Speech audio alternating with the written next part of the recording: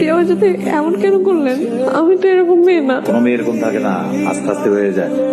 আমি বুঝলাম না এরকম সিরিয়াসলি রিয়াক্ট করতেছো কেন? সিলি ম্যাটার, কুল কুল। এত রিয়াক্ট করলে ঠিক বানাতো।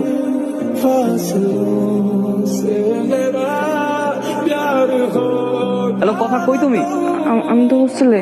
আমি তো ঢাকায়। তুমি ঢাকা আসছো কেন?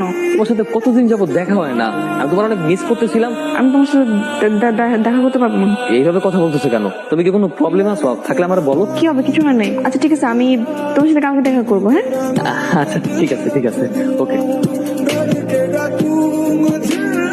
দাঁড়াও, চলো গাড়ি ওঠো। কোথায় যাব? তোমার নিয়ে লং ড্রাইভে যাবো।